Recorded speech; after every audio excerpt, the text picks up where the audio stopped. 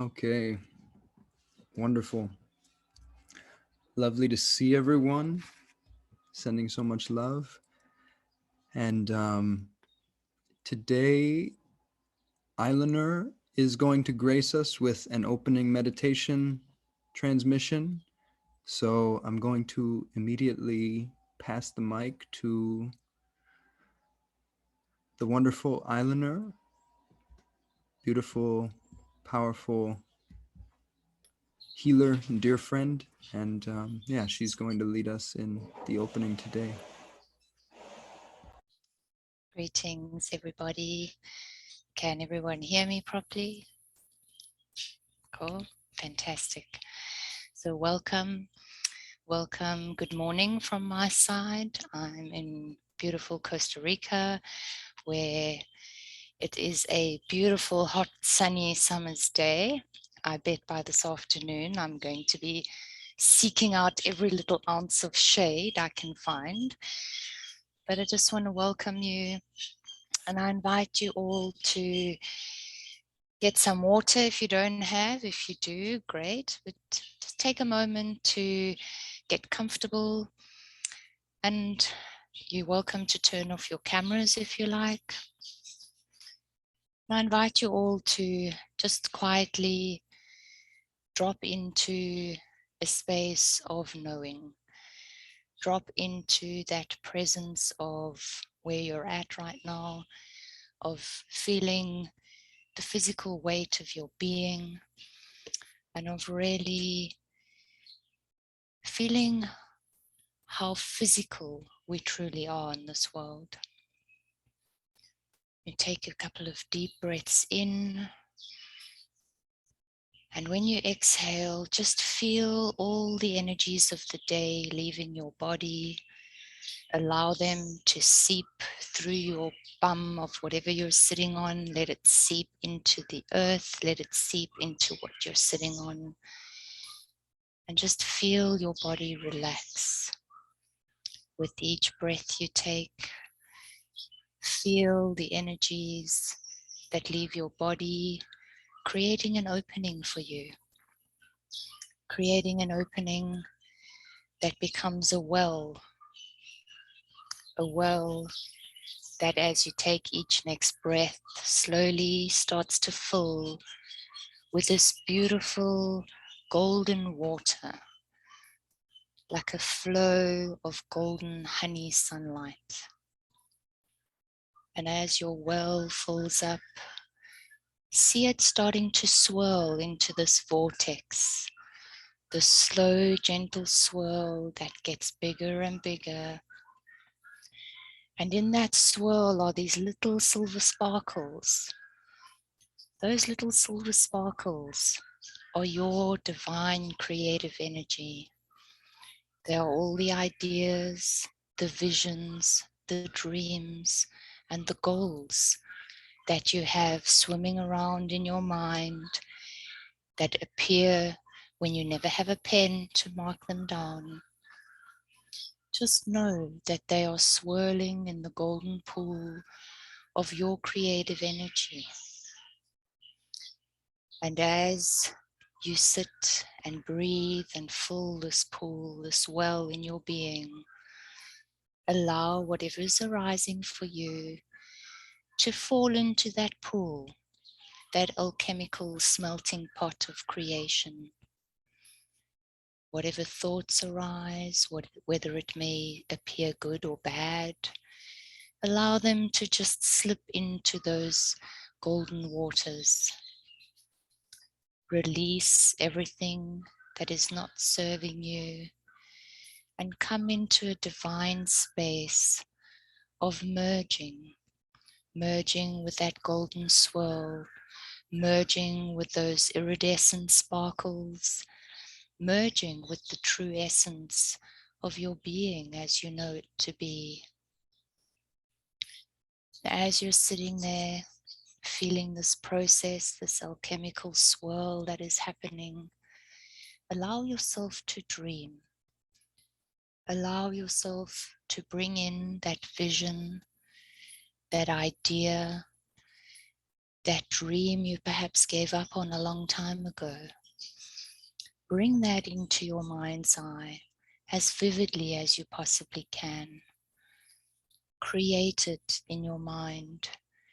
Find that aspect that you wish to create in this world, that is your heart's purest desire, and that lights you up with the excitement of your soul. Bring that vision into crystal clear clarity, and as it takes shape in your mind, take your hands and scoop it from your mind and place it into that alchemical golden swirl, swirling in the center of your being, swirling around your heart, and watch it mix in with those creative powers. See how it merges with the iridescent sparkles that lights it up with a magnificent glow from this well in your being. Allow that light to filter through your entire being.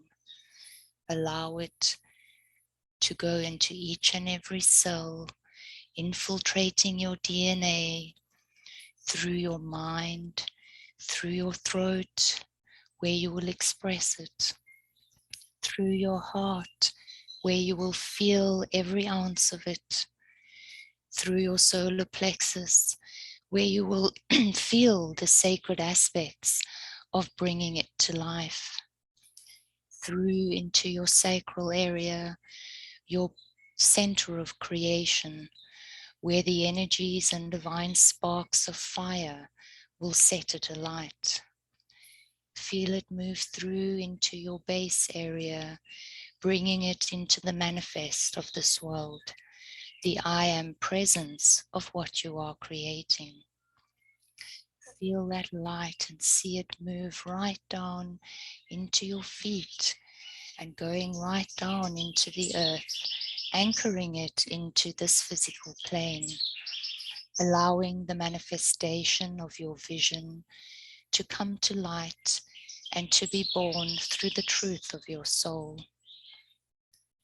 Take a few moments now to breathe into that vision, breathe into that goal, breathe into that which is burning to be birthed forth through you, to be brought into the world for all the world to love and to cherish and to honor and to embrace as your special gift, not just to yourself, but to everyone around you, to all of humanity, and all those who are blessed and graced with the magnificence of your creation, the purest expression of your divine being. Take a few moments and keep breathing life into it, feeling the energy of it, and opening to allowing that which is calling forth to your heart and to your soul.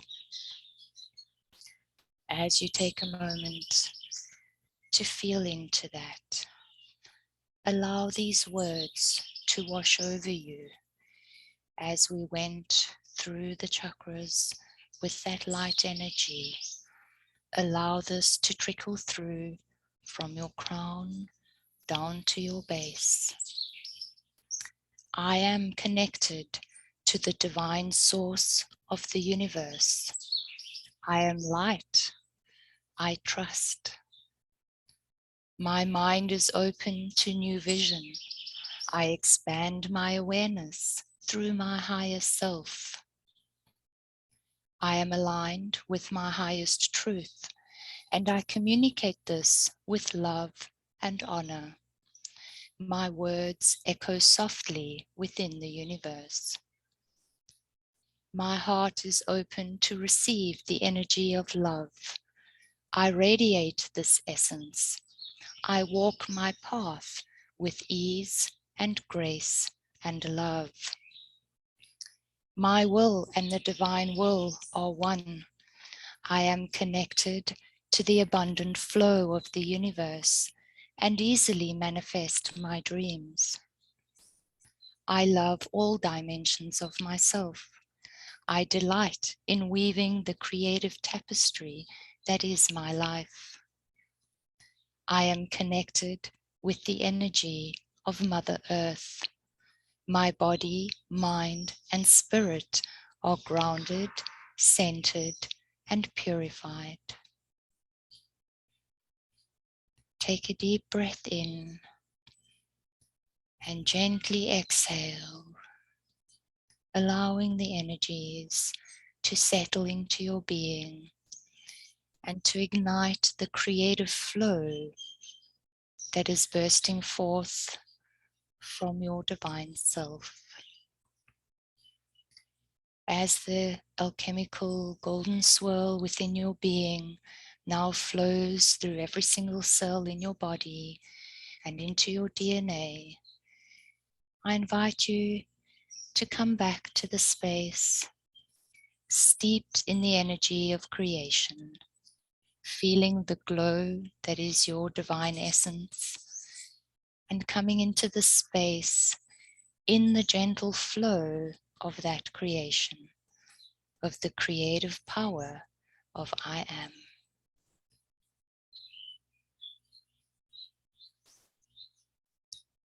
Take a few moments to feel into what your dream and vision is as you come back into the space.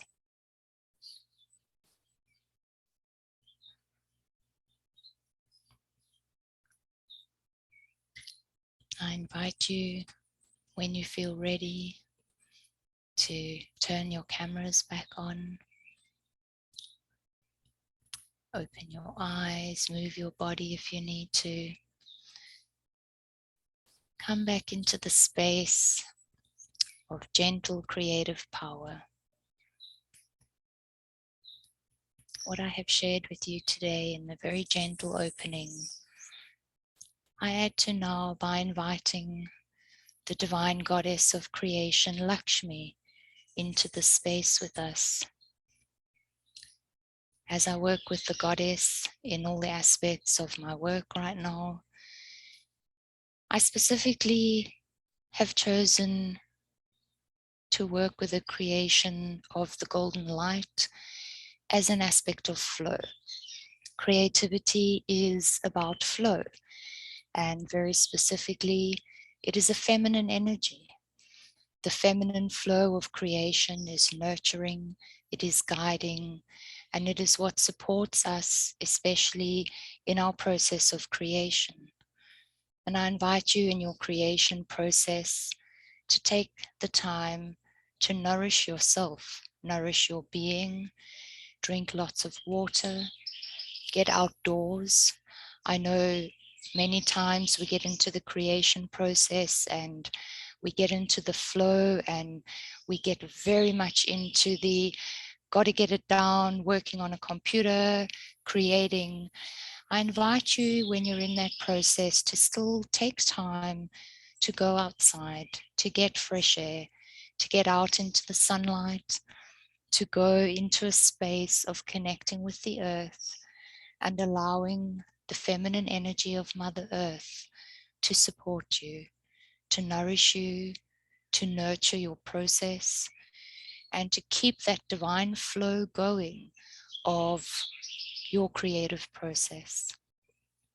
The God is always around the masculine aspect that creates the structure and the support and the foundation that is needed for our creative flow. So be in your creative essence and allow the masculine structure to support the feminine flow of your divine creation. So I know that's very short and sweet. I'm going to hand over back to Jordan. I invite you to play with the energies of the masculine and the feminine in your process and invite them to come in. Invite the goddess to entrance you in the beautiful energy of creation that she is. So many blessings to you. I bless you all with pure love and light. I bless you all with purified source energy, and I bless your creation process with the divine excitement of all that is. Namaste to you all. Much love.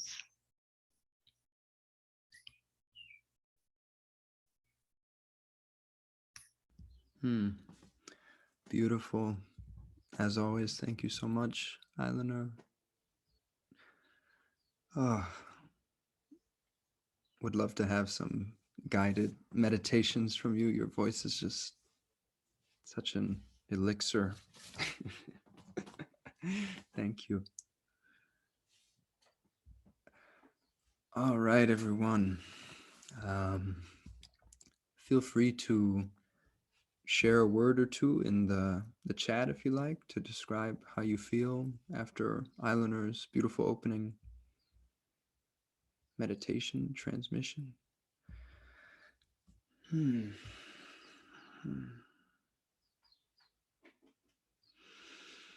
I feel calm, peaceful myself.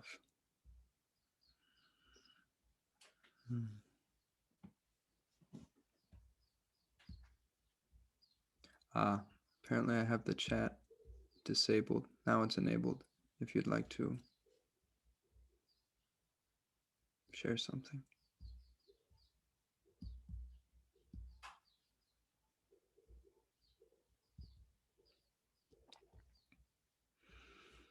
Creative, open energy of expansion. Islander says meditations are on the way. Beautiful. Eliana says deeply grateful. Milo says replenished. Alicia says stirred, awakened, fired up, open. Austin says beautiful Islander. Thank you so much. I feel peaceful and clear, open and creative. Sasha Nova says beautiful. Hans says thank you so much. That was beautiful. Feel really expanded inside. Wonderful. Wonderful. Broken open, receptive. Thank you, Islander. Anna says, present and calm. Thank you. Dave says, thank you, Islander. Always a pleasure. Jonathan says, beautiful. Beautiful, beautiful. James says, wind in my and our angel wings of purpose and joy. Love that. Wonderful. All right. Islander says, thank you all. Such a blessing to serve you in this way. Wings are my divine symbol. Love that. Beautiful. All right. Going to disable the chat again for now. And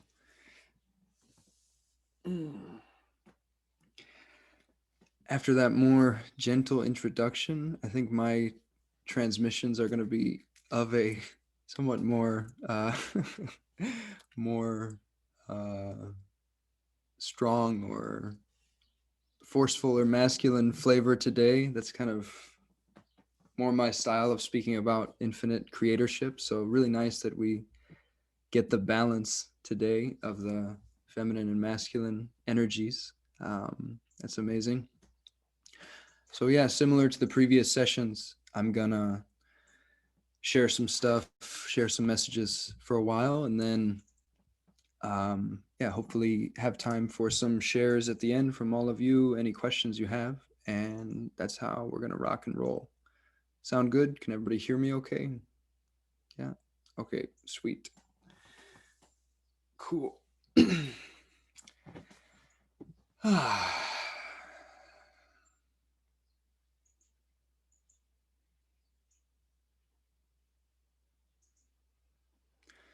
So, you are God. You are nothing other than God. Spoiler alert. You are God presently expressing itself, presently being human, presently existing in this level of experience, although simultaneously you are also in every other level of experience and beyond experience, beyond anything imaginable. So there is this very interesting simultaneity going on of simultaneously being God and being your human self, being, yeah, in my case, just being Jordan, being JB, being just another another dude on earth, and yet at the same time knowing that all of this is God and that there is actually no separation anywhere. None of this is actually divided from itself. It's all the one creative power of all that is, and you are that. So, so as such, you are infinite, infinite love, infinite power, infinite possibility, infinite creativity. And today we're going to talk about the infinite creativity aspect. You are also infinite peace, infinite stillness, infinite beyondness. Um, and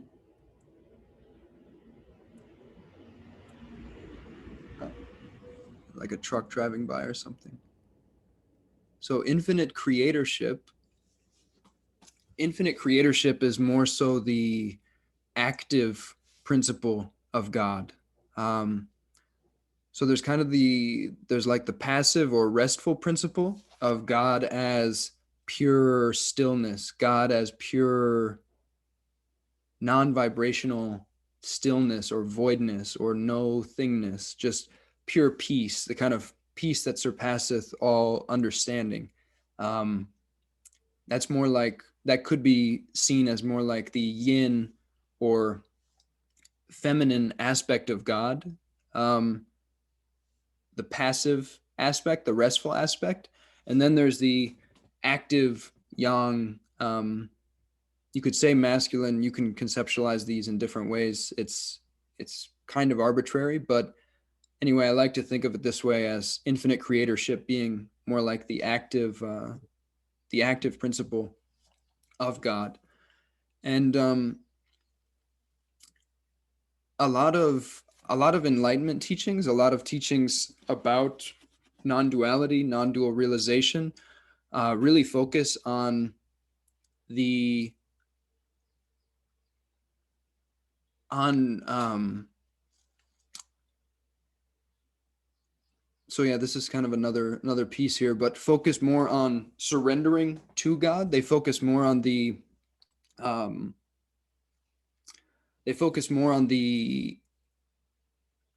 powerlessness aspect of realizing, like, oh wow, this is all God. It's all doing itself. No maintenance required. Everything is just happening. Everything is just doing itself. This is incredible. I'm being lived. I'm being breathed. I can just completely surrender. I can completely let go, and God will just entirely do itself. God will just entirely take care of itself. And that's true. And it's extremely liberating to realize that, actually, and to tune into that aspect of, like, full on surrender, especially in a culture like ours that has been very focused on busyness and doing and go, go, go. And we need to control, we need to do X and Y. It's very, very liberating to tune into the surrender dimension of enlightenment, of self-realization, where you just realize, wow, actually, this is all completely beyond my control. Everything is out of control. Everything is in God's hands. And I don't actually have to do anything. I can just completely surrender. I can completely flow, and everything will take care of itself. And a lot of teachers of non-duality, teachers of enlightenment, kind of fixate on that aspect of the polarity, I would say. They focus on that. And a lot of them seem to basically spend a lifetime there, which probably feels amazing, just being in the pure surrender, the pure, oh, no maintenance required, just let God do everything. And you can do that, and that is one dimension of truth. But then I would say there's this other dimension you can wake up to, which is that, yes, it's doing itself. Yes, it's being done. You're being lived. You're being breathed, but you're simultaneously, you could say you're simultaneously the puppet and the puppet master. So it's like, so yeah, I'm being lived. I'm being breathed by God. But what is God? God is also me. right? God is all there's only one thing here. So God is doing everything. It's all like you can completely go hands off, no maintenance required, and it will all just take care of itself. There's nothing that needs to be done. Or you can also go into this more active, creative mode and realize, wow, I'm God. I'm actually creating all of this. This is all being generated from the energy that I am, and I can actually play with this kind of dreamscape, this kind of imaginal realm that I'm birthing here. I can actually like reshape it and reformat it to mirror back to me like an image that deeply resonates and deeply um, reverberates with my soul, that deeply like inspires me. And it's an endless dance, because in surrendering to God and just kind of going full hands off, like God, God is doing everything. Just take care of everything, God. You will also tend to be just very naturally guided to people and environments and appearances that deeply resonate with your soul. But you can also like notice and claim a more active role in this process. You can claim a more active role in basically generating a life that aligns with and deeply resonates with your soul. And so that's what I would call infinite creatorship. So, getting into some more of what I've written here. So, everything is possible. Everything is possible, though not necessarily relevant. So, in theory, literally everything is possible in this lifetime. Like, if it was truly relevant for you to do so in this lifetime, you could, fully realize your God nature, and you could just like teleport into a realm completely made of ice cream, or like move a mountain or fly or whatever. Reality is not solid. Reality is entirely up for grabs. It's like reality is whatever you can get away with. Reality is, it's malleable. And but a key question is like, what is really relevant for me in this lifetime? What is my blueprint? Why is my soul here? Is it relevant for me to teleport to a realm made of cookie dough? Um, Maybe it is very briefly in a dream sometime, but it's probably not relevant to spend too much time there. Or is it relevant for me to learn how to fly in this lifetime? Maybe it is, but quite possibly it's not. And so there's this matter of like, everything is possible, but what is relevant for me and my blueprint? And you can know what's relevant for you by what you really truly in your heart purely desire. What your heart's like, you might, and some people might say, well, I really purely truly desire to fly. As a kid, I always wanted to fly.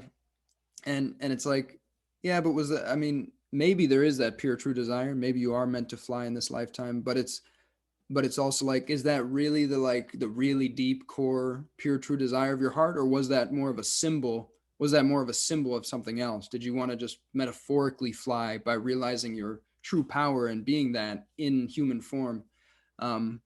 So yeah, your pure true desire lets you know what is actually relevant for you in this lifetime. So you, as God, do not give yourself a pure heart desire without also giving yourself the means to fulfill it. Just think about it. Like, it doesn't make any sense. It doesn't have like a sense of coherence, a sense of poetic justice for you to have like a really burning, true, pure heart level desire without also having the means to realize that. Why would God give itself a pure, true, highest excitement, heart level desire without also giving that expression of itself the means to realize that? So you do have the means to realize your pure, true, heart level desire. You just have to like know it and believe in it, that it's really possible. So you part of this is realizing that you deserve to live your dreams. You deserve to live your dreams. You deserve to live your highest excitement. We've been really deeply conditioned, a lot of us, to feel undeserving or unworthy, or to feel like, why would I be deserving of that? But it's like, why not? You can know that you're deserving of living your dreams because you're already doing so. Actually, like, what is this right now? This right now is something that you dreamt of being at one point. This, you as God dreamt of, like, oh, I think I want to like create something called Earth and like be a bunch of humans for a while. And voila, here we are.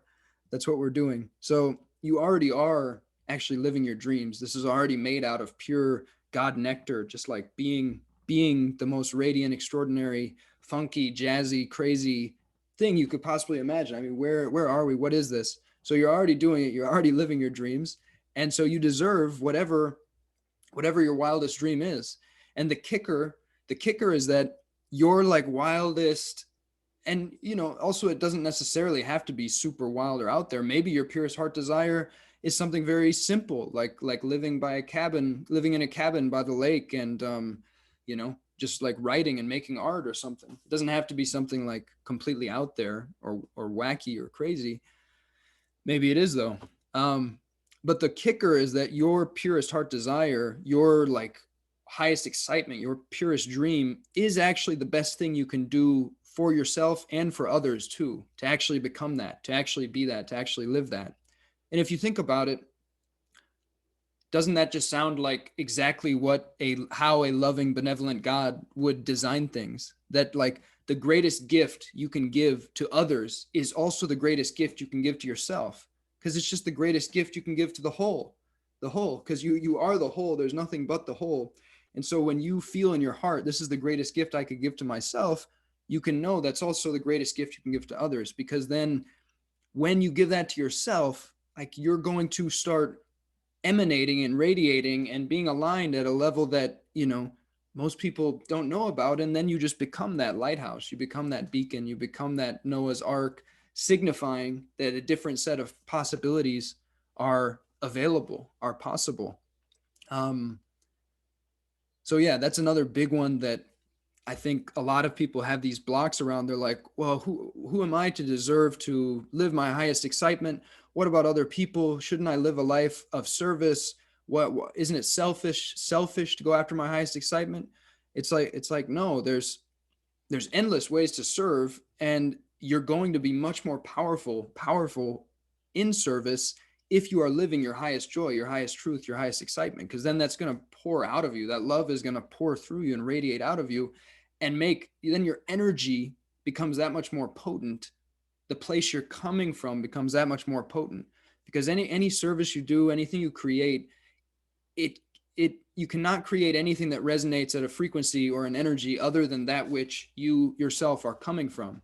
So if you're coming from that purest love, that purest joy of your heart, then you're going to create more of the same. You're going to ripple that out through the collective in whatever you're doing. So it's the best thing for self and others. Then I wrote down kind of a funny quote here, a bit of a flippant statement that Bentinho Massaro made a few weeks ago in a session that I was in, that really was impactful for me. He just said, "God is a greedy motherfucker. God is a greedy motherfucker," which initially would probably really offend a lot of people. They'd be like, "What are you talking about? That's anthropomorphizing God. That's total projection. God is not greedy. God doesn't need anything." But I love that pointer, because you can think of any statement as really just a tool. Like no statement is absolutely true. The map is not the territory. So any statement's just a tool to help people realize something. And in this case, I think Bentinho was tuning into the fact that a lot of us, like, we think of God as just being, at least for me, this helped me a lot, because I was thinking of God as being this like endlessly generous being that just like gives and gives and gives, and like never asks for anything in return, doesn't need anything in return. And therefore, to be like God would be to be like that, or to be like the Tao would just be to endlessly give of one's heart without asking anything in return. And in a sense, that is what it's like to be like the Tao, or to be like God. Except you also have to look at the other side of the coin, which is that who and what is God giving all this stuff to? Who is God endlessly giving stuff to? And it's God. God is giving endless gifts and endless multiverses, endless funky, jazzy, unbelievable creations and possibilities to itself. So God is both infinitely generous and infinitely receptive. Or if you want to be flippant about it, you could say endlessly greedy for experience. God is like, oh yeah, give me another universe, give me another planet, give me another epic saga, Give me another like Star Wars type crazy Odyssey. Like I want it all. I want it all. You know? So God is like giving it all and receiving it all. So it's kind of like another thing that landed really deeply for me a few weeks ago in terms of just like, yeah, wow. Infinite generosity and infinite receptivity. That's God. That's what God is doing. And yeah, I think for a lot of us that openness to receive and that realization that we it's okay to receive infinite possibilities and infinite abundance and whatever you dream of, that can be activated more. So I wanted to drop that in. And so yeah, so then we get to kind of the where the rubber meets the road here, the pragmatics. So how to actually do this. So I've given you kind of an overview of infinite creatorship. I've spoken about why you deserve this and why it's actually the best thing you can do for yourself and others to enter this mode of literally creating like and realizing and manifesting your highest dreams in this lifetime, your purest desires. So how do you actually do that? So first of all, the first thing I wrote down is I wrote this in all caps with like a, let's see if you can see it. You have to fucking want it with the double exclamation mark and smiley face there underlined. You have to fucking want it. Which might seem, very obvious, but it's actually kind of astonishing how clarifying this can really be to tune into. Like, so my hypothesis for all of you is that a truly burning desire, like a truly next level burning desire, if you allow that pure desire of your heart to basically become an inferno that just like consumes your entire being, and it just becomes a burning desire where you just feel like, I I don't care what the cost is. And I'm all in. I don't care what happens if I end up dead or in jail or homeless or what the fuck ever. I don't care. I will not. I would rather die than live a lie. I would rather die than live something other than my heart's purest desire. So if you reach that level of burning desire, I mean, that is what like liquidates all excuses. Like all excuses and apparent obstacles just get like rapidly vaporized, rapidly incinerated in the presence of that level of pure burning desire. So you can actually like assess yourself on a scale of 0 to 100. And this is very useful to do. You can say, okay, so if 0 is total apathy, total like I don't give a fuck about my pure desire, I don't give a shit about a soul aligned life, whatever, I don't care what happens to me. And 100 is okay, like I would rather die than live a lie. Literally, like I'm all in. I don't care, you know, lay it on me. I'm going straight toward it. I don't care like what happens. This is what I have to do. It's what I'm here for. Why would I be on this earth if I wasn't here to live my highest joy and live my truth? I'm going for it 100%. So it's good to assess yourself, like where are you currently at on that spectrum of 0 to 100? And then as you tune into that, like where you're currently at, it can be very clarifying, because then you can think, okay, this is where I'm at now. Maybe I'm at like 55 or something on that scale. And currently it appears to me that I have X or Y like problems or obstacles or excuses for why I haven't shifted into the next level of alignment of living my pure heart desire. And then you can ask yourself, like, okay, if I was at a 100 right now, if I actually like summoned and ratcheted up and ignited the soul furnace to that level to where I was just like burning with it, I was just like, get the fuck out of my way. I don't give a shit. I'm making this happen. Like, how would my problems, my excuses, my obstacles, what would those look like from that energy? What would they even be there anymore? Or would they just not even seem like obstacles anymore? Because the obstacles very often, almost always, tend to be self-generated. They're self-generated excuses that the mind creates to maintain the comfort zone, because the desire is not high enough yet for burning through those. And that's often what happens, is that we actually stay in this like less aligned comfort zone for a long time, and it gets progressively more and more painful to do so, because our soul is actually kind of using that as an incubator to suffer, to actually feel what it's like to live out of alignment, because the suffering actually gradually amplifies our pure burning desire. It gradually like ignites us at that next level till finally we reach that breaking point. Again, drawing back the bowstring metaphor, God is drawing back the bowstring of your beingness when you're suffering. It's like contraction, contraction, contraction, creak, creak, creak, till finally there's that breaking point and your desire gets high enough where the string is released, and then you single pointedly, tenaciously zoom directly in the direction of your highest excitement. That's very often how it works. And so it really, and then the obstacles just kind of melt away because you've reached that level of pure burning desire. So that's what I can share with you, is that the way to do it, the way to live a soul aligned life, is to do whatever you need to do, whatever is available to you, to get creative, to amplify your pure burning desire for that. And to a certain extent, this, there's also an element of surrender here, an element of like, I surrender to God. I know I'm in my process. I know my desire is gradually ratcheting up. I can feel that, and I can feel it like reaching the breaking point. And there can be an element of patience and waiting for the perfect moment. And then there can also be an element of like uh, infinite creatorship, where you just actually start to do certain things and meditate on certain things that amplify your desire. That for one, you can literally just tune in to what your purest heart desire is. You can start to get viscerally in touch with that, and then just literally with your will, like call it forth, just like call forth the dragon, like hatch the dragon egg, and call forth that dragon of pure 1000% burning desire that will just melt away obstacles. And yeah, if you're ready to like birth that incarnation of yourself, you can.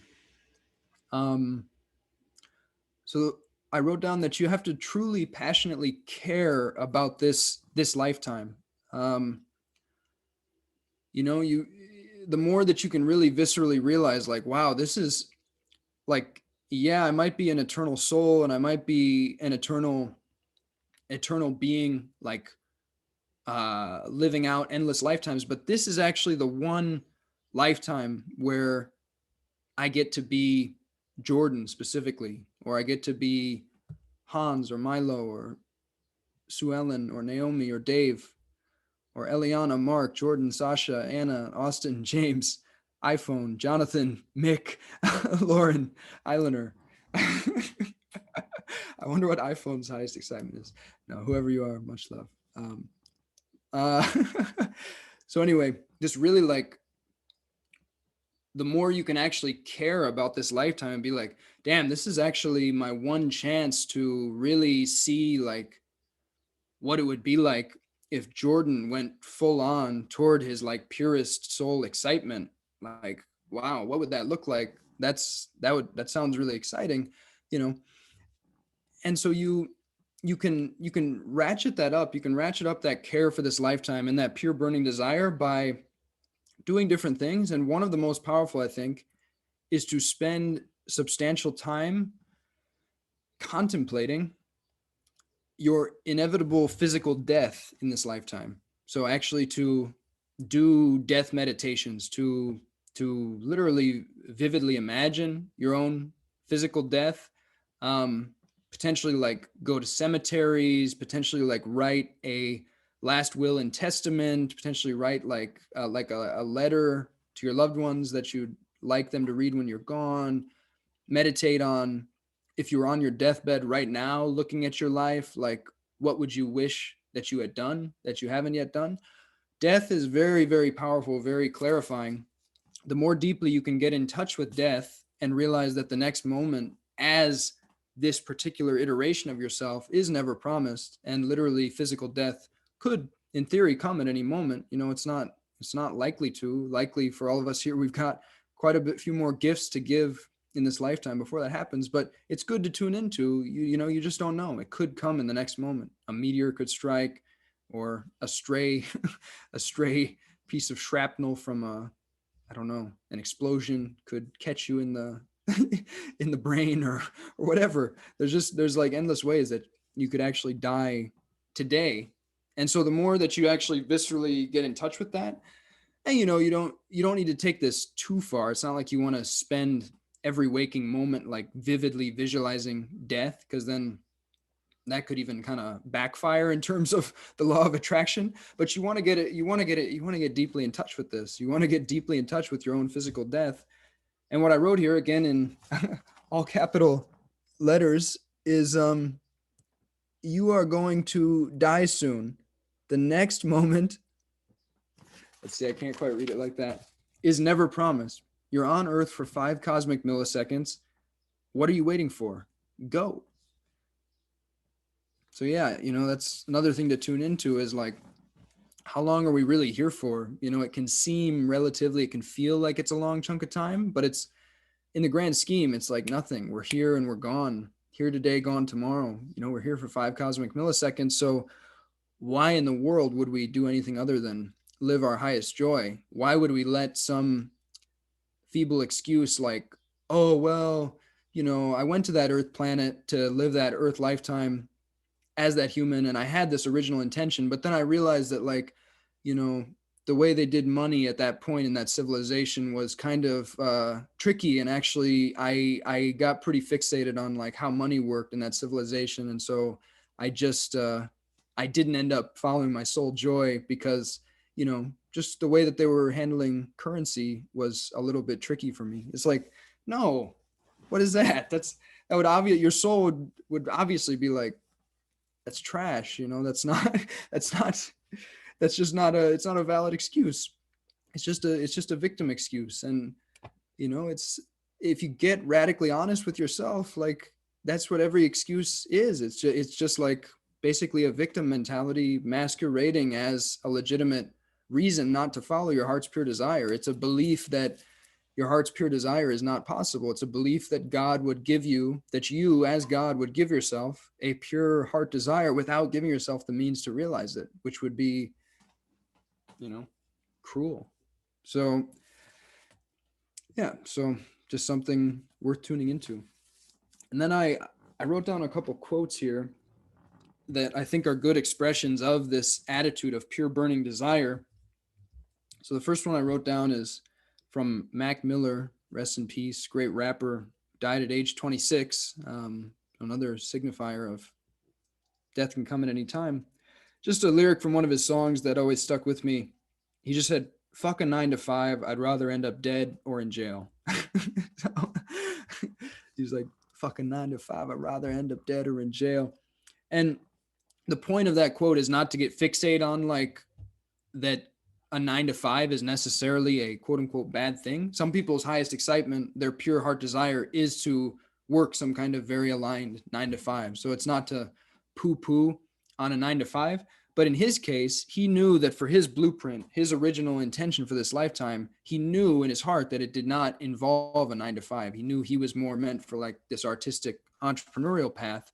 And so, yeah, I just find that to be an expression of pure burning desire. Fuck that. That would be living a lie. I would rather end up dead or in jail than live a lie.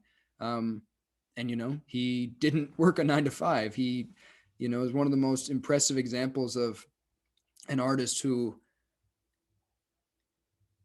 actually who amassed a large following by age like 17, and made millions of dollars just pursuing his highest excitement, because he had that inner knowing, that inner self-belief, and that pure burning desire at level 1000% that was like, no, I'm not, I know what I'm here to do, and it's not that. I'm going to go straight toward what I'm here to do.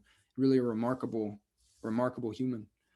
And another quote that is another expression of that is from Charles Bukowski. So Bukowski says, if you're going to try, go all the way. Otherwise, don't even start. This could mean losing girlfriends, wives, relatives, and maybe even your mind. It could mean not eating for 3 or 4 days. It could mean freezing on a park bench. It could mean jail. It could mean derision. It could mean mockery, isolation. Isolation is the gift. All the others are a test of your endurance, of how much you really want to do it. And you'll do it, despite rejection and the worst odds. And it will be better than anything else you can imagine. If you're going to try, go all the way. There is no other feeling like that. You will be alone with the gods, and the nights will flame with fire. You will ride life straight to perfect laughter. It's the only good fight there is. Hmm. Dang, that one hit me. That's I got chills there, shivers from that quote. I mean, that's a perfect encapsulation of what pure burning desire feels like. Like go all the way, all in, all the way.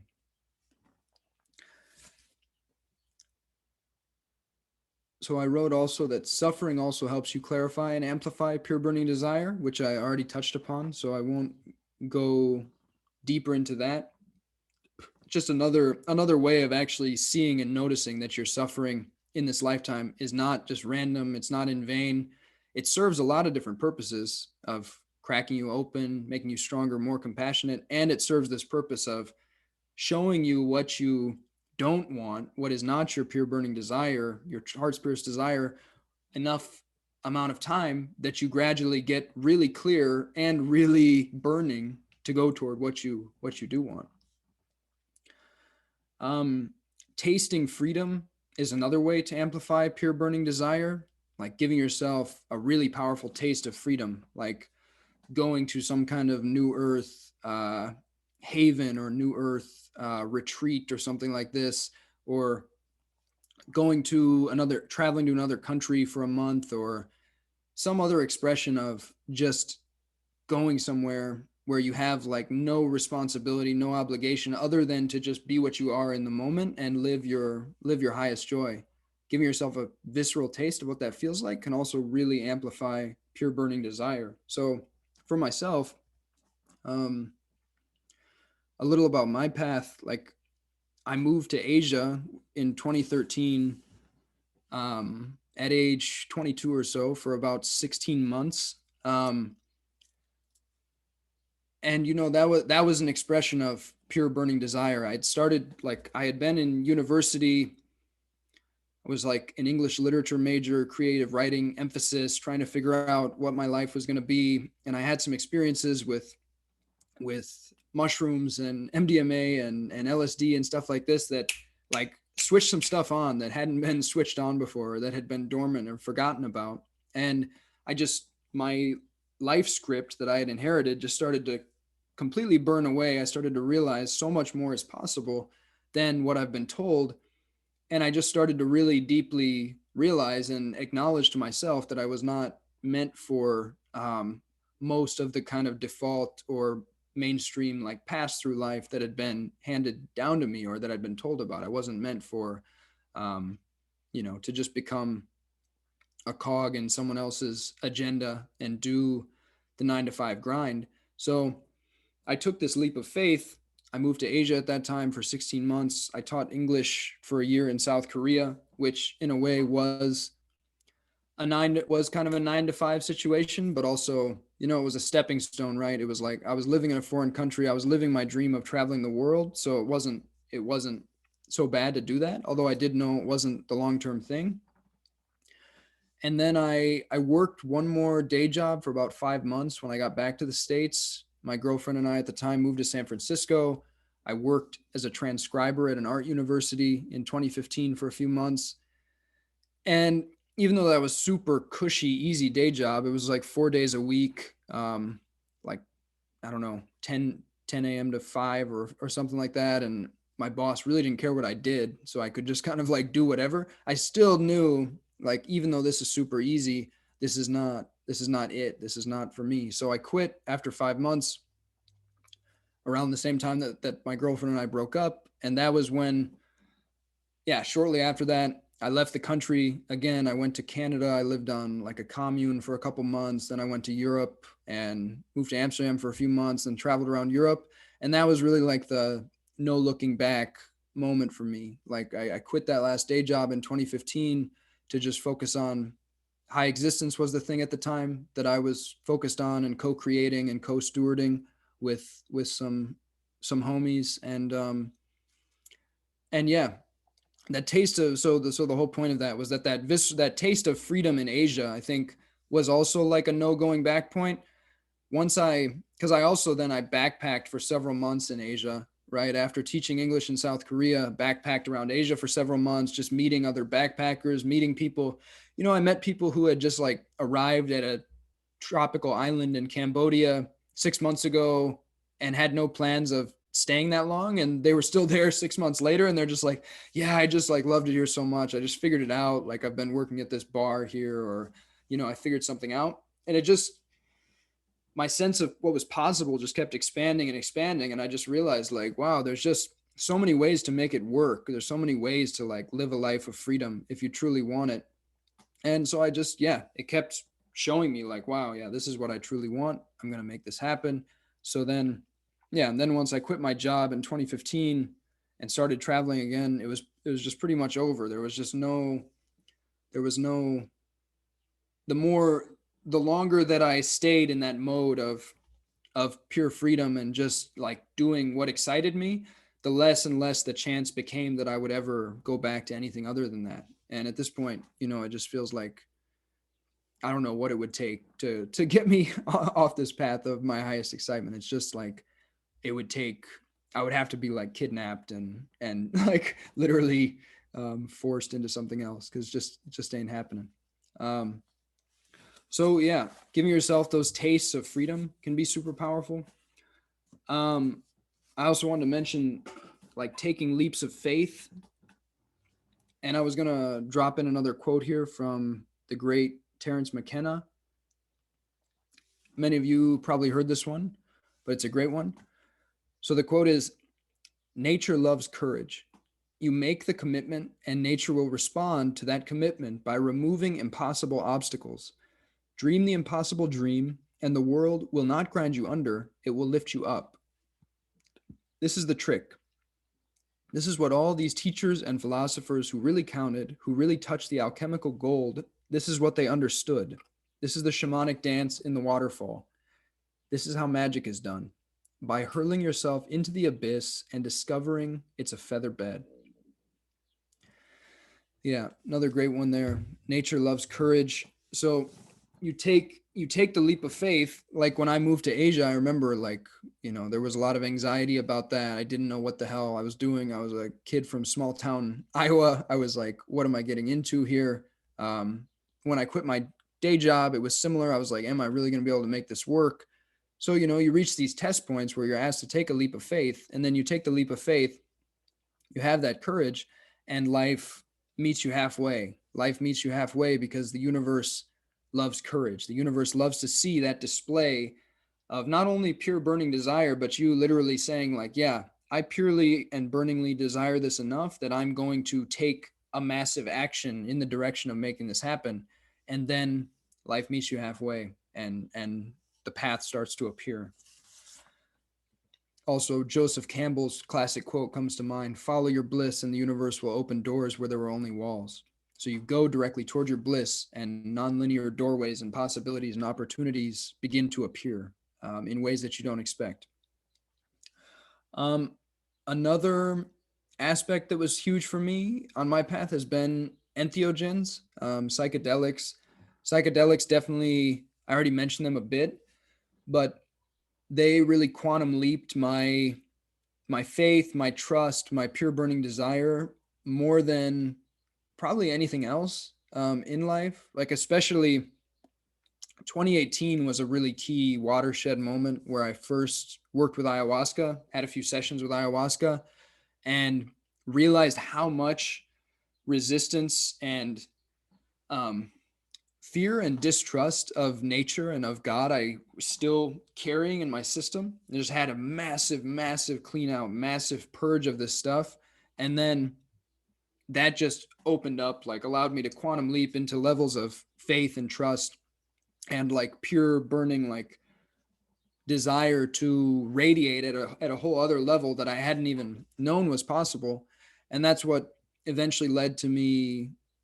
That was around the time I began realizing, oh, I'm actually meant to take a step back from high existence, like go back into just more of an advisory role and start doing my own thing, because there's a part of me that just needs to go have a pure blank canvas where I can just paint whatever I want to paint, and I don't have any sort of consensus decision making going on here. I just need to, like, there's something that wants to be unleashed.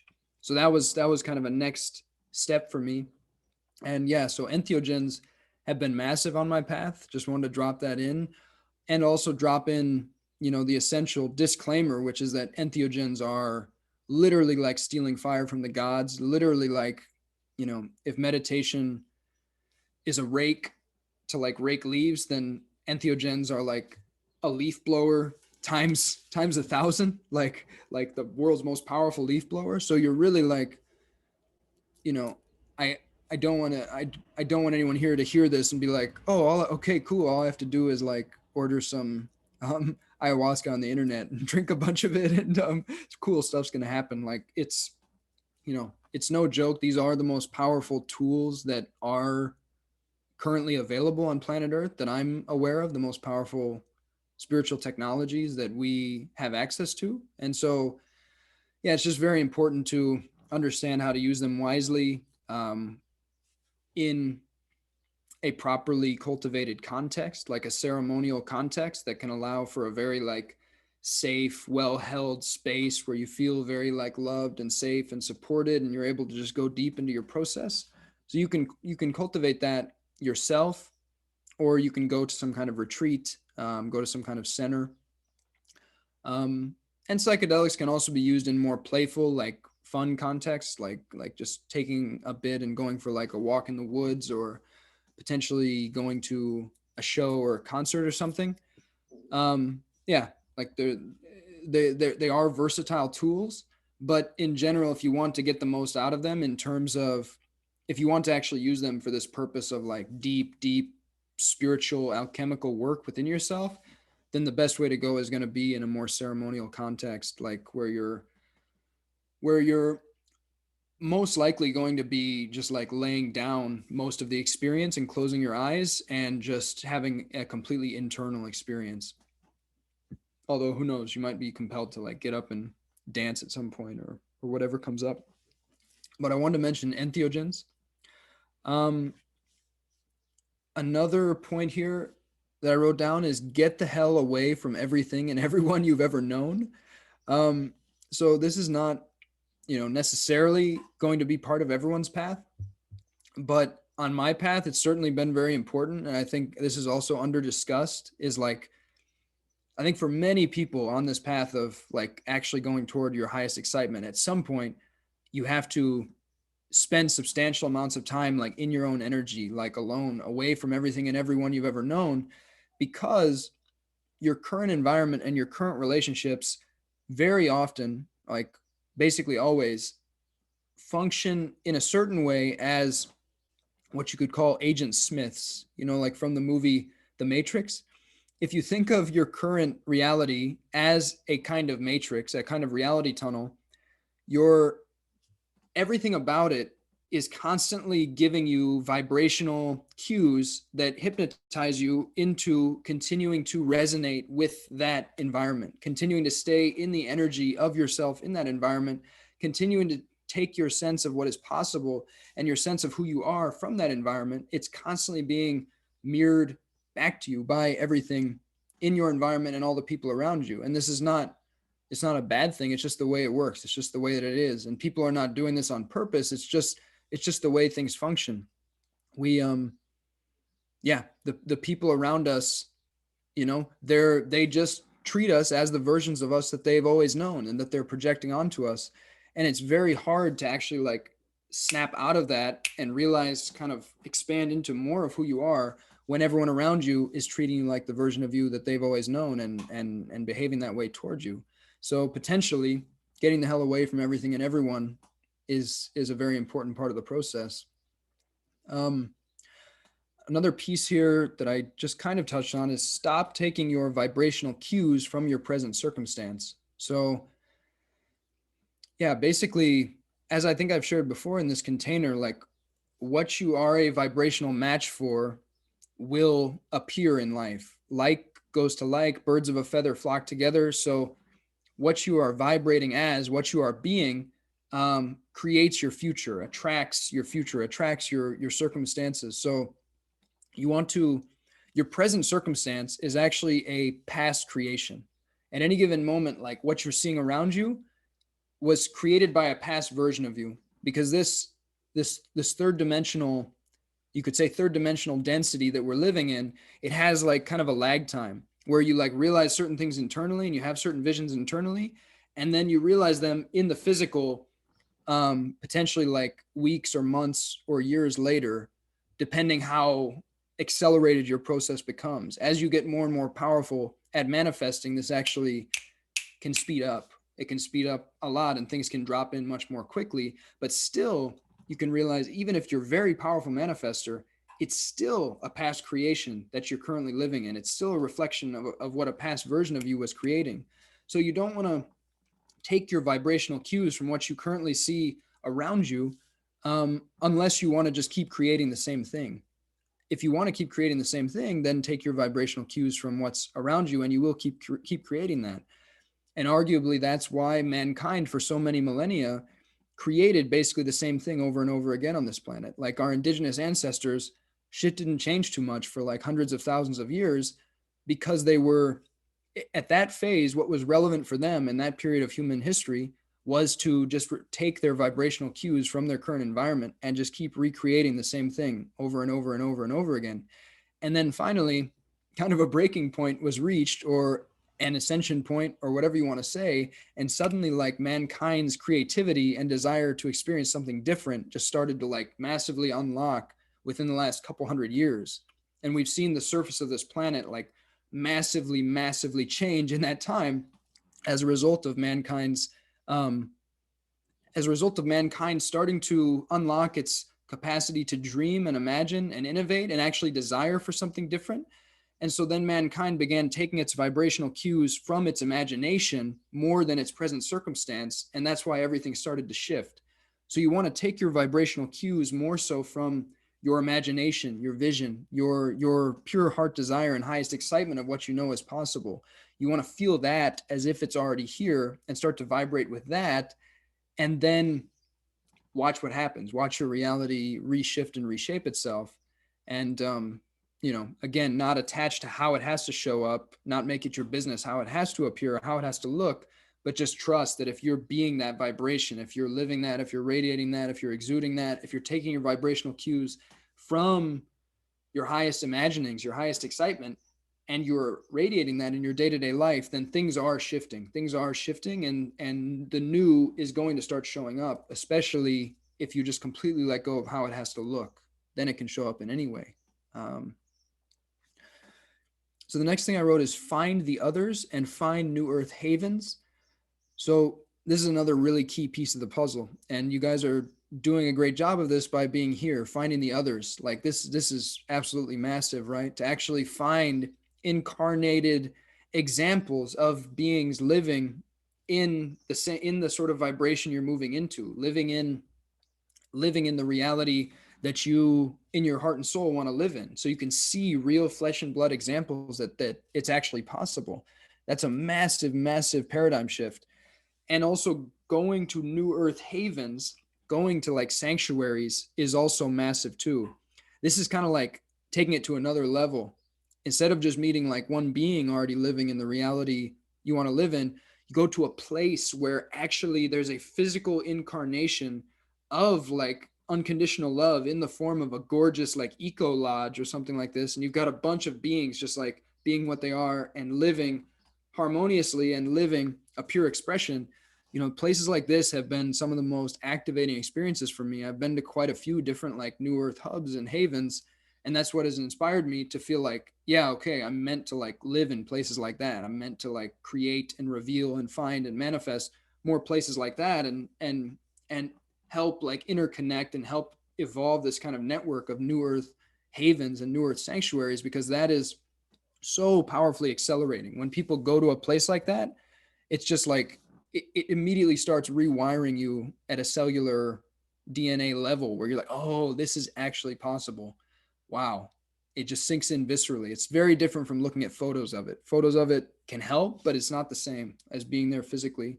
Especially if you go there physically and you drink like powerful ayahuasca or take some other powerful medicine, then it really sinks in and you're just like, oh my God, this is possible. So you want to find the others, you want to find these new earth havens, and you want to start synchronizing vibrationally with those other beings and with those new earth havens. You want to start taking your vibrational cues from beings that are like living in the reality you want to live in, or havens and sanctuaries that are existing at the frequency you want to exist in.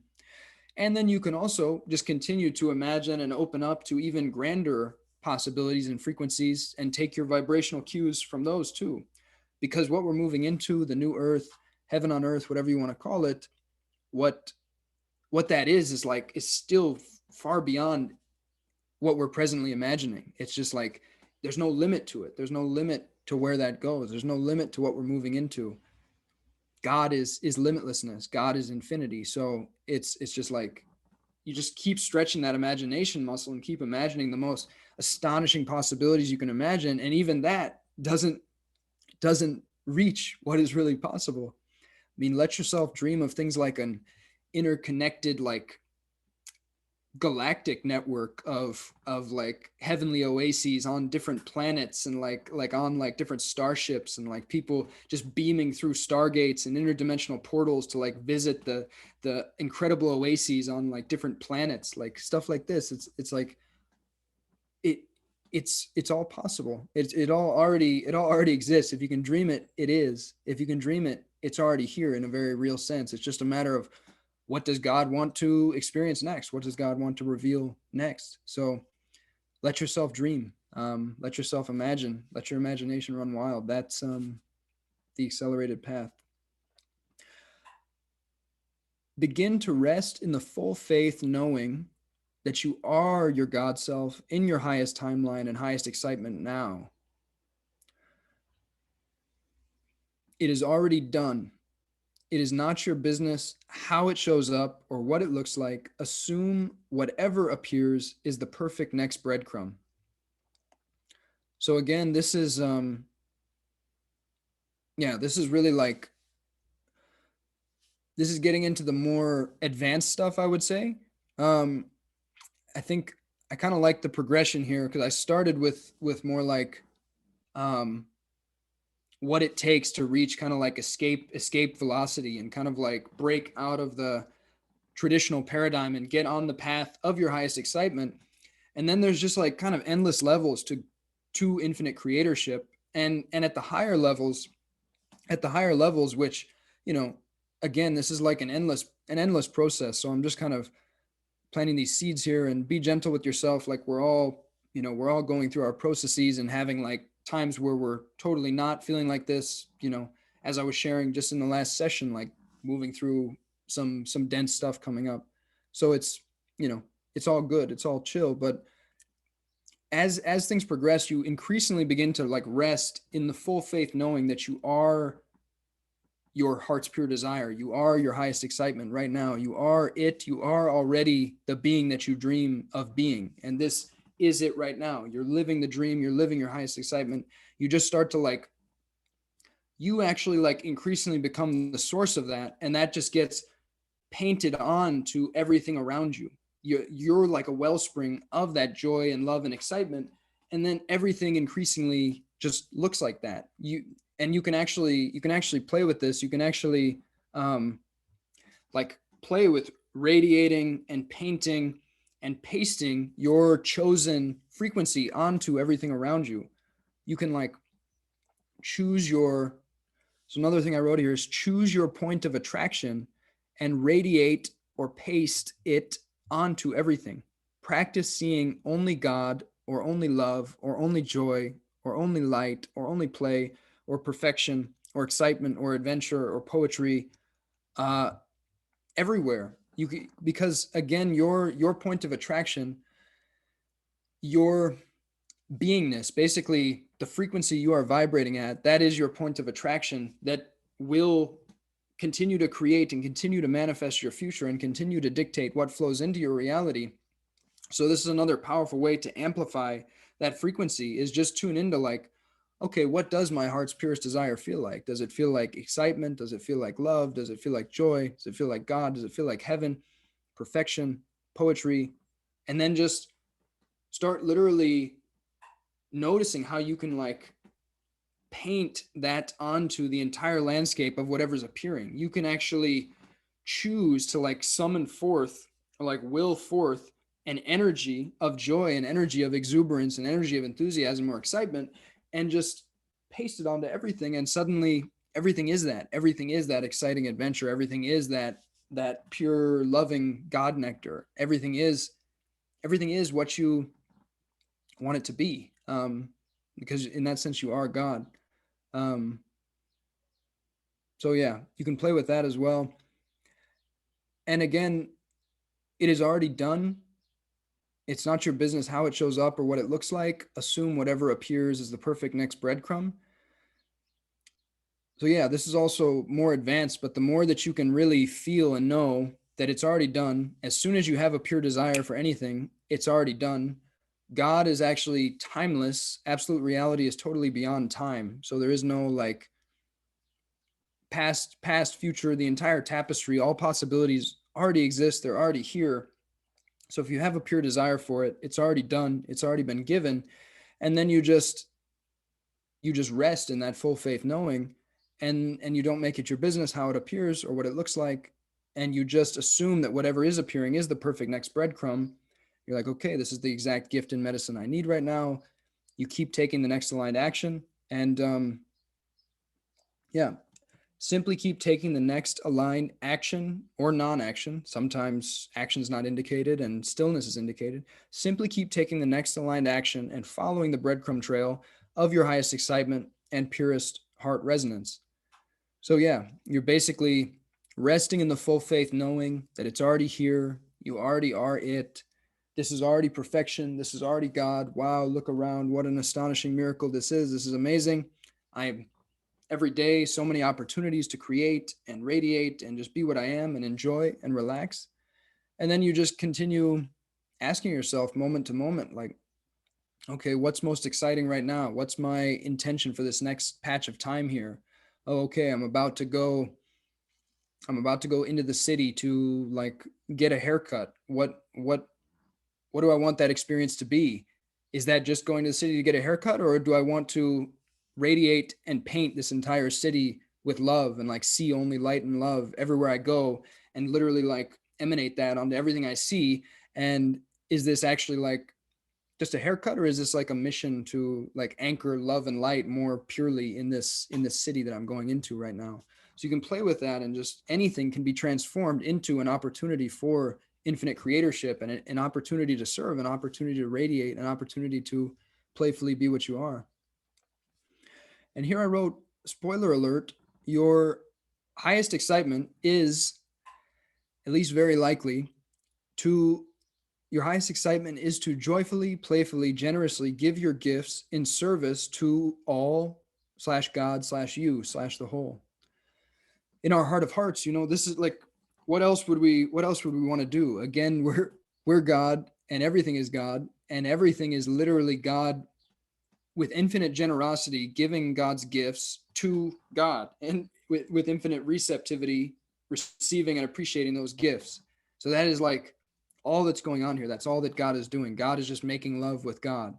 So your highest excitement is very, very likely to be realizing that you are God, making love with God, and then make love with God in whatever the way your particular blueprint, your particular soul spark wants to do that in this lifetime, whatever feels most inspiring, most alive to you. And yeah, it does involve giving your gifts in whatever form that is: your presence, your listening ear, your creativity, your compassion, your keen strategic mind. It can be any number of things. You have to look at like, who am I? What really lights me up, and what are my talents, and how does that want to flow forth right now? And yeah, you don't want to necessarily get too linear about analyzing that. It's more like you want to do whatever you need to do to get into a high frequency expanded state and then just like download from there. You don't really want to like think too much about actions to take or plans to make or decisions if you're in like a non-expanded kind of contracted state, because then you're going to be very narrow, looking through like a very narrow window. You're going to have the blinders on. You want to get back in an expanded state and always like choose the next aligned action, download the instructions for the next aligned decision from that expanded, from that higher frequency state. So if you're in like a lower state, that's the time to really just like hold everything that's arising in the light of neutral loving presence, in the light of unconditionally loving awareness, and just ask like, okay, what are the gifts, what's the medicine here, what am I integrating? That's not the time to ask like, what is my grand vision for the next chapter of my life, when you're in that like, you know, low contracted kind of place. um all right, almost finished here. So start giving your gifts and open yourself to receive. And stop fact checking your excitement. You are God, remember? So, once again, stop fact checking your excitement. I love coming back to that one. It's just like we've been so conditioned to ask, like, yeah, but how's that actually going to work? Is that actually possible? And in a certain way, you know, it's useful to think of like, okay, yeah, what are the pragmatics of that?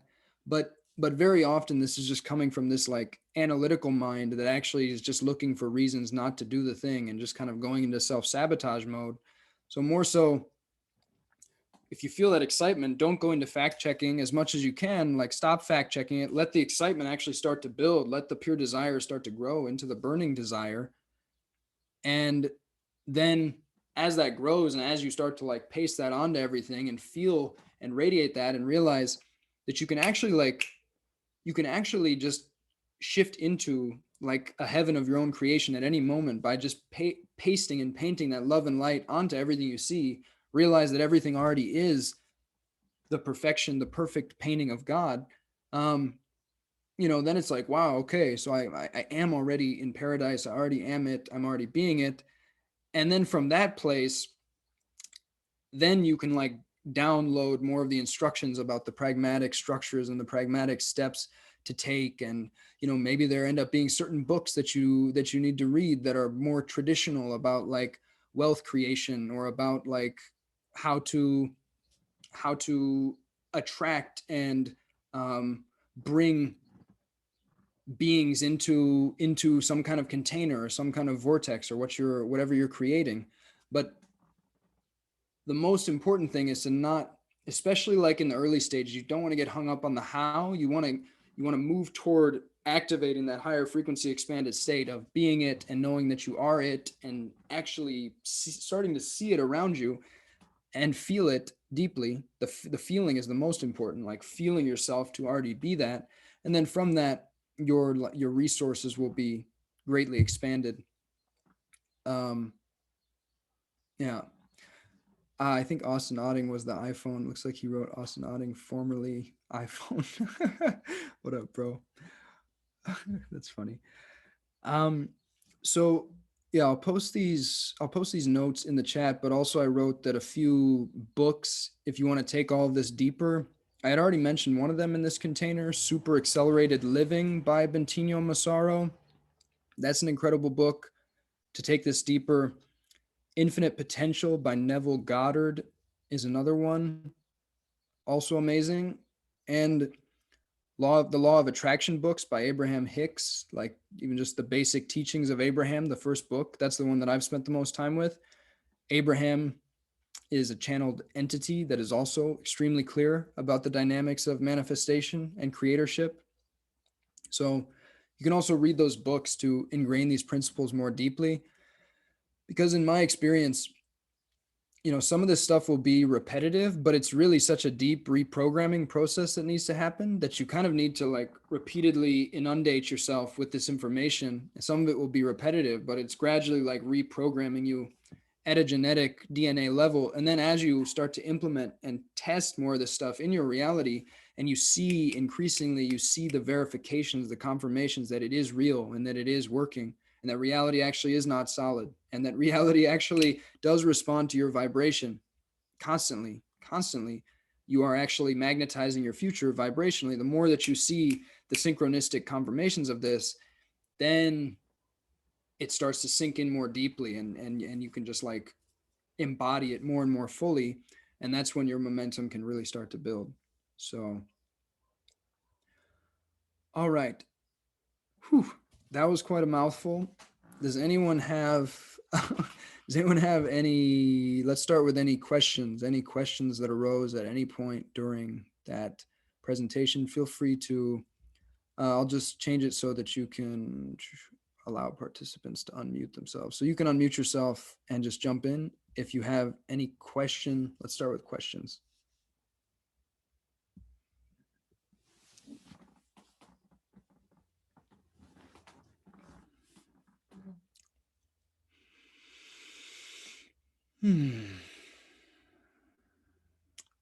Beautiful. No one has any questions. Everybody's just Jedi level, ready Hey, I have a to question. take over the world.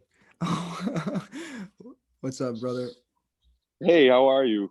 Thank you for this session. That was awesome. You're welcome, bro. You're welcome. Thanks for coming. My question, I just packed up everything I own into a car and moved out of the city yesterday. And I'm on this path. My question is how do I best stay in a sort of intentional field? Like I had a download last night where I was like, you know what, this is a sort of vulnerable time for me. I want to be a little careful with my energy. Like how can I make sure that like I am in my own sauce, so to speak? Like how do I make sure that I stay in that with a strong intention, keep that strong field so that I am hearing this truth that is particular to me. Hmm. Hmm. That's a super good question. What immediately comes up is that it is very personal. It's very personal to you, the strategies that are going to work for you that you discover over time to kind of get out of all reference points, get out of all other people's energies, and just tune into your direct connection to source, your direct seeing, your direct knowing of what you are. So it is an individual process of discovering that. I can say that for me, probably the single most effective, well, one of the most effective things that I do basically daily is go get in nature by myself, go spend some extended period of time in nature, uh, going for a walk or sitting down on a stump and smoking some mapacho, for example. Mapacho is like shamanic tobacco from the Amazon. I use that quite a bit for energy work within myself, and also use it very intentionally. Like always set an intention, hold it to my heart, kind of create a little ceremony before I smoke that. So finding ways to build in like ritual and ceremony into your day-to-day life, I think is very powerful, because like, yeah, ritual and ceremony space purely for you is a very powerful time to connect to your own energy, connect to your own channel to God, and get the downloads there. Um, I would say I also find again entheogenic usage, like somewhat regular psychedelic or entheogenic ceremonies are a big part of my process at this point. And it is kind of on and off. Sometimes I'll go months without having any kind of a psychedelic ceremony. Um, More recently, I had this kind of crazy period where it was like 5-MeO DMT like every week for a couple months, and that was a massive thing that just happened. Now it's been about 2 weeks, so I'm like, since I had any 5-MeO, so I'm yeah, kind of integrating and resting on that. Although I think more of that will be coming. But psychedelics, entheogens, I mean, are also just like incredibly valuable for just like plugging you directly back into your own essence, your own soul. It's a bit like one of my teachers once told me like drinking ayahuasca is like drinking a cup of yourself. So yeah, and that can be those can be very powerful reminders. Such a powerful mirror. And even like, another one that comes up is just staying tuned in to containers that you feel like resonate really purely with your soul. Like that to me is a very powerful way to keep activated in a higher vibration and stay connected to people in a similar field, a similar frequency that you're moving into. Although even then you also want to maintain an awareness that even a very high frequency container or community can also be a limitation at times, where you can become too fixated or too attached on whatever the vision or mission is of that container or community. And so it's also always good to be aware of that, and like, yeah, again, just carving out that solo time to just let everything go, let it all go, give it all back to God, and then just kind of let it all recrystallize. um, and then that's a very clear indication of what your authentic crystallization is, like how it just naturally recrystallizes after you've just kind of given it all back, gone to kind of void space, gone to just naked source light, whatever it however it shows up for you, and then just yeah, letting your human recrystallize from there. Yeah, is that helpful, brother? You're muted at the moment, but Yeah, that was beautiful. Thank you. I ritual and ceremony is definitely something that I plan to be more intentional with, and I also have a bag full of mushrooms in my backpack, and so we'll probably work with those a little bit. very, Thank you. very, very convenient. Nice. Yeah, and mushrooms, even just a very small micro dose of mushrooms can be really powerful for me. It doesn't have to be a full blown 5 grams in silent darkness. Just even like a half gram and like a day of in the woods can be extremely reconnective. So, yeah. Um, you're welcome, brother. Sasha, yeah, go for it. Yes. Can you guys hear me? Yes. Okay. So I wondered, Jordan, if you could speak on patience. I've been Patience. having a very hard time in the last month Hmm. because I feel like there's this huge dream that kind of has dropped in. Hmm. And a couple of projects that I want to create. And it's like I can feel it, I can stay with it, and I can see like the magnitude of it. But I'm having a really hard time, like, being patient Hmm. with seeing it manifest because it's a big fucking dream, like it's gonna Hmm. take some time. Hmm. And yeah, yeah, Hmm. I'd love to hear like what do people, because like one of the things you keep saying is like, live it, it's already there. But yet we're in this Hmm. human experience where, it can take quite some time Hmm. to actually see things manifest. Hmm. And it's really frustrating. Like I'm like, where do people take pictures? How Hmm. do people Hmm. like, 'cause I Hmm. don't know. At this point, it doesn't seem like I have it.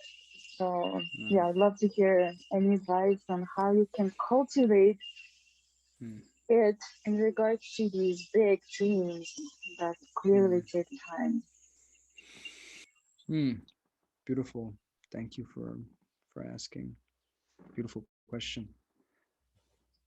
So the first thing that comes up is also to look for the gift in the impatience, actually, because that impatience and that sense of urgency can be really powerful too, right? That sense of urgency can really drive you to take massive action and take leaps of faith and do things you wouldn't otherwise do that can accelerate everything. So look for the gift in that.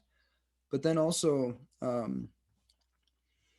yeah, your question really resonates and feels poignant for me because I've also had some of that coming up recently. Like, you know, we just had Leela, our daughter, a few months ago, and we're like, you know, we're really tuning into like sanctuary and community, and like it takes a village, and yeah, we're ready to like put down roots and find like Leela's home and where we're going to live. And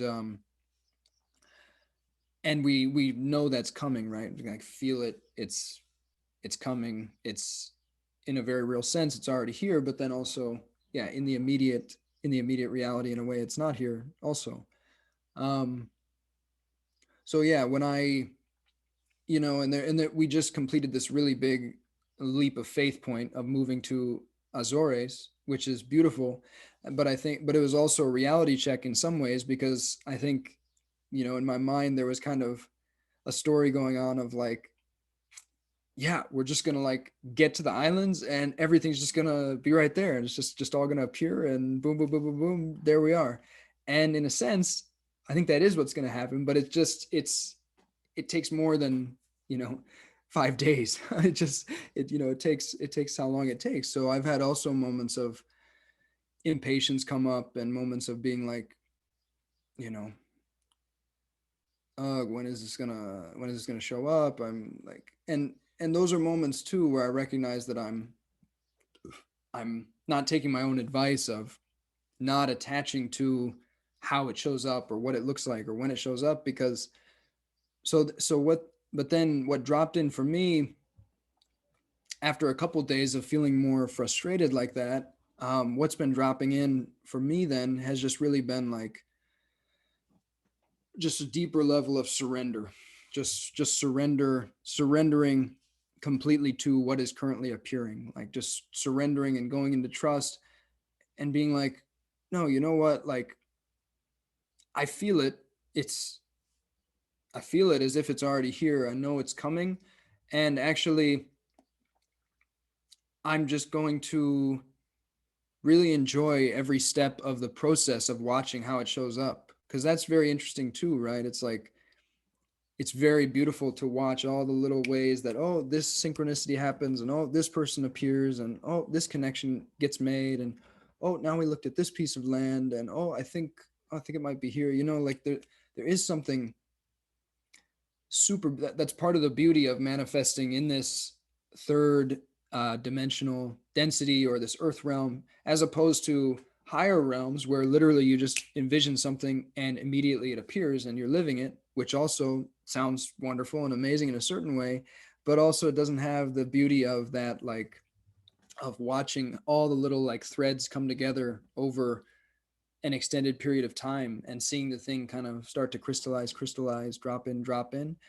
And then there's like, you know, when certain milestones are reached and you find yourself like, oh wow, the dream that I dreamt of is like finally here, like really fully, this is what I saw in my vision like months ago or years ago. Then there can be, you know, an experience that you couldn't have if you just saw it and just manifested it immediately, right? You get that experience of like, wow, like, oh man, it's finally here. And like that journey was amazing to get it. And then it's like, you know, then you have a deep appreciation for the journey of like, wow, that was an epic adventure, an epic journey to land here. And then you realize that you're still on the journey, you're still on the adventure, and there are more manifestations to come. And then you just more and more start to surrender to and settle into and see the beauty of like, wow, like I'm off on the adventure already. I am like the adventure of it is my highest excitement, is the joy.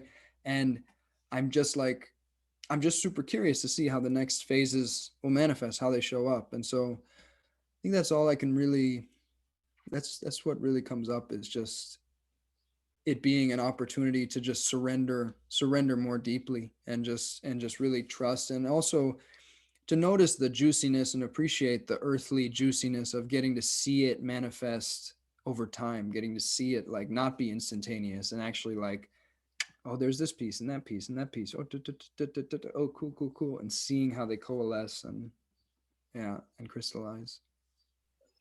Thank you. That was actually really helpful, and it reminded me of the the need to slow down in everyday life. Because when I feel that impatience, it almost feels like it's like super fast, you know, energy, speed. Mm, But that's that's what creates like frustration and mm, like that's the impatience. mm, So it was helpful to like see the gift in it, but also remind myself to actually slow down every day, which is mhm, like not always easy because like we're planning to move soon too, and once we made a decision, it's like I want to go, but mm, like we're still in pura vida, where everything's so mm, slow. So mm, I'm like, fuck, like okay. It's just it's hard to see everything from like the high perspective, there can be this desire to like, all right, let's go, and I think that's just part mm, of my personality that like really likes to like manifest quickly, like once I make a decision. But the mm, slowing down, I think that's really important. So, and mm, enjoying each part of the process, like that's actually, yeah, that's what I'm gonna practice. Like, can I enjoy even the temptation? That's what I teach, enjoying mm, everything. But mm, sometimes these things are like the hardest mm, for us to like, okay, mm, yes. So mm, yeah, thank you. It's helpful. mm, I think we're all in it. It's also to remember all of us are in it. mm, Sometimes we're like, it's just me, but it's like everyone. mm, mhm. Yeah, Yeah. totally.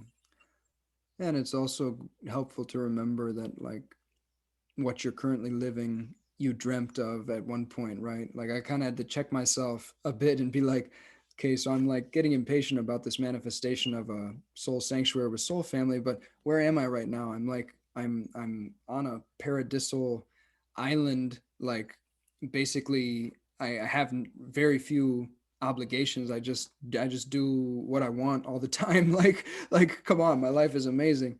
And in you guys' case, you're in Costa Rica, where you dreamt at one point of being. Costa Rica's a paradise. It's amazing. You guys basically are also spending your days more or less doing what you want to be doing, what your joy is on that given day. So yeah, I think there's also, yeah, just another opportunity to like just remember how precious what you already have actually is too. um, hmm Yeah, I think it can be hard to forget. Like yesterday, I was at the beach looking at the coast, um, and it was like perfect, right? Like I think many people would be like, "Get me, can we switch places?" And I was like, it was hard for me to be in the because I was in the funk, so it's like hard for me to like appreciate it. But then I kept mm, looking, and I stayed in the water for like a while, and I was like, how am I not appreciating this? Like, how funny is this human mm, personality thing that like always pulls us in the direction of dissatisfaction, mm, you know? mhm. So yeah, it's yeah, Mm. life. Yeah, yeah, and it's funny to just chuckle at that too and be like, "Oh my God, I'm so human. Like I'm so unappreciative sometimes and so impatient." And it's all, yeah, as you say, enjoy it all. It's all funny. It's all poetic. It's all beautiful. The whole process of it. So yeah, yeah, Appreciate yeah. you in this Yeah. container. Yeah. And who knows? Maybe you guys are meant to head out and start traveling and moving sooner than you think, and that's why you're feeling impatient. So that can also be. Oh, we keep going back and forth between this one. Oh, yeah, we'll see. Hmm. Yeah. Well, let's see. We'll see what happens. um, I'm conscious that we're like 15 minutes over time. Definitely anybody who has to go can go, but yeah, if anyone else has any question, I'm I'm open to uh, keeping things going a little longer. Or if anyone else, open up to shares. If anyone wants to share anything, um, maybe, yeah, another like 5, 10 minutes or so. James.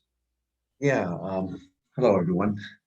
Um, Thank you very much for, again, another beautiful hour, 2 hours together. Um, I've always had this wrestling match with regards to entheogens or anything outside of ourselves, substances, addictions. I mean, in order to get us from point A to point B, to be more aware. And, I've done my own fair share of substances, and I've also gone through layers and layers of addictive personality, I call it, because we're by nature, I think, on this planet, the matrix and how it's been designed, how we've designed it. It creates an OCD type behavioral core of an addictive nature. I mean, just with food, the first thing you usually get when you're born and you're crying and you're upset, and thereafter is foods. It's a hand-mouth thing. So, that leads to all the other addictions as coping mechanisms, not good or bad, right or wrong, but the that behavioral addictive nature can easily be co-opted, or you can easily fall into that with entheogens because it's such a high, it's such a beautiful feeling.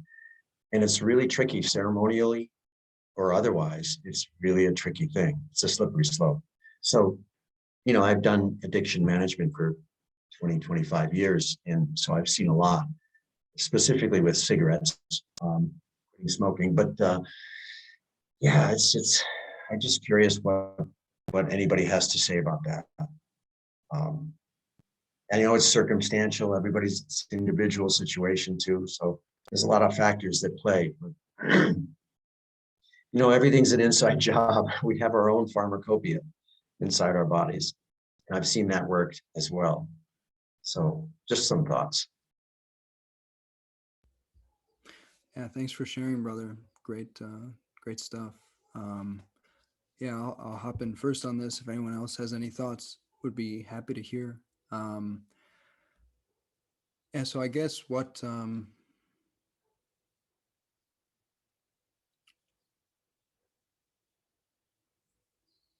yeah, in general, I resonate with what you said. I think entheogens are something that it's really worth underscoring the potential um, for things to go a bit haywire because they're such powerful, extremely powerful tools, and that's why I dropped that disclaimer in when speaking about them. Um, at the same time, I would say, if we look at things from the perspective that um, perfection is now, everything is perfect. There are no mistakes. God is all tributaries lead to the ocean. Everyone is always on the path, and it's all leading back to the same place. And everyone's path, very interestingly, looks different. Then you can ask, like, well, is this particular aspect of life, a good idea for some people's paths? And you can just see quite clearly, well, apparently it is, because it's happening. Basically, if it's happening, it's God, making love with God in that particular way, and leading God back to God through the vehicle of whatever that is, even if it's hard drugs, or even if it's prison time, or even if it's yeah, I mean, I don't want to get too graphic, but literally the wackiest, the darkest, the most perverted, the most enigmatic, the strangest shit that you can possibly come up with that exists on planet Earth. All of that is the exact medicine that being needs in that moment on their path back to God. Is my current feeling of how things are. At least, I'm not gonna, I'm not putting anything that I say forth as like, this is how it is, take this on as a belief, but that's really my genuine feeling about how it is that you're never off the path. Everything is the path. And also that nothing is actually outside of you. I feel like there is actually no inside or outside.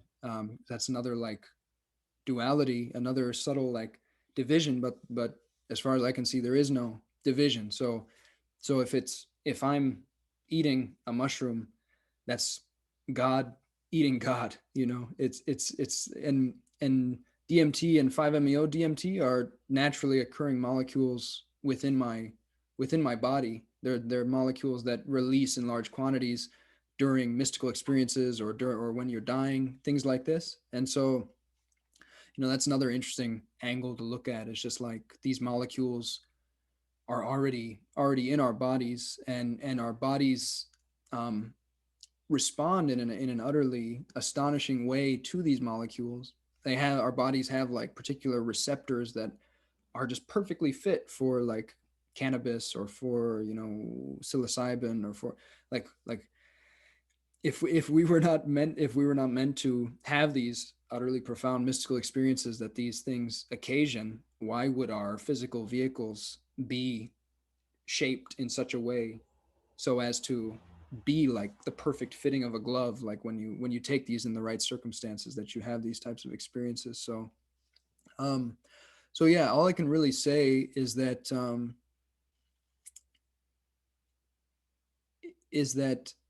yeah, psychedelics are not for everyone. I would never tell anyone like, oh, you absolutely have to take psychedelics, like you haven't lived unless you've drank ayahuasca or something like that.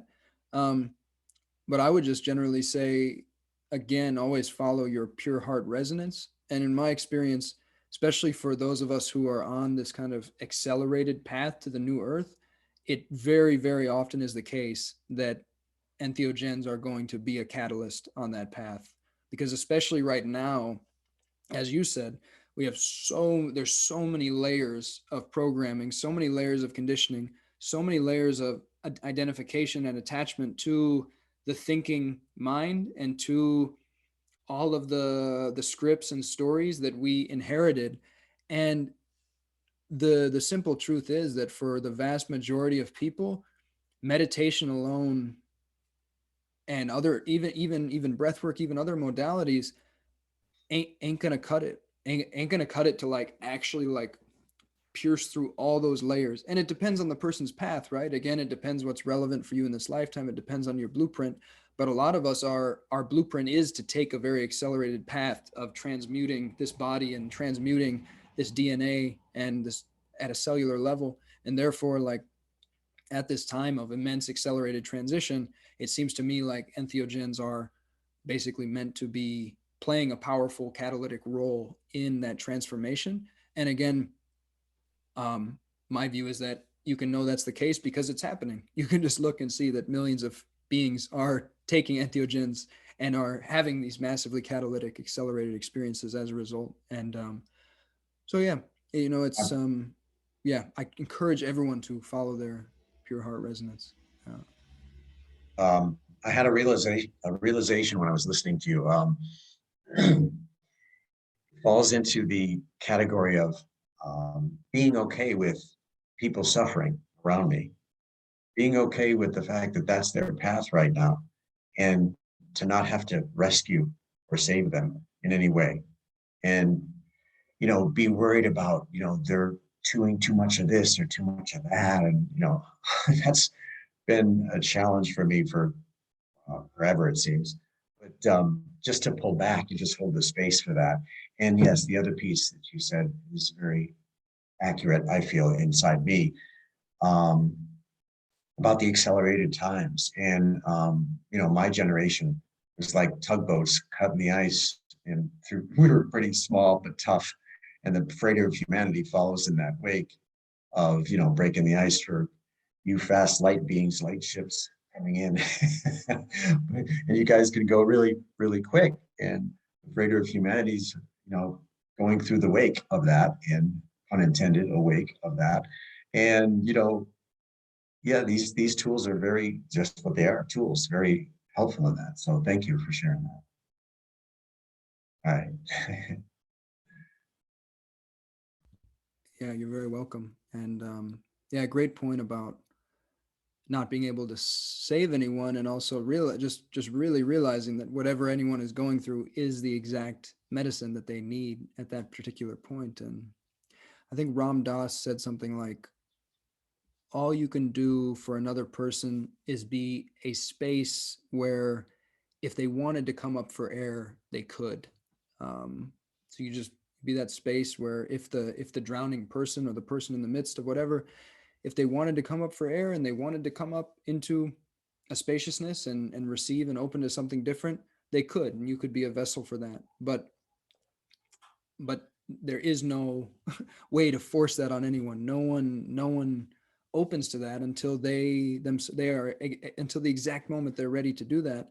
And whatever they're currently going through is basically the medicine that's preparing them for that moment of perfect readiness, where they're ready to open and ready to ask God, like to start asking God for help, asking God to remember. And then when a person starts sincerely asking for God, nothing can keep God away. And then God shows up in the form of beings like us, or in very unexpected and surprising forms, or whatever it is for that person, or in the form of ayahuasca, or in the form of a silent meditation retreat, or whatever it is, So, yeah. Thank you, brother. Beautiful, beautiful shares. Yeah, thank you. Ditto. Sue Ellen, did you raise your hand a moment ago? You put it back down. Did I say what you were going to say?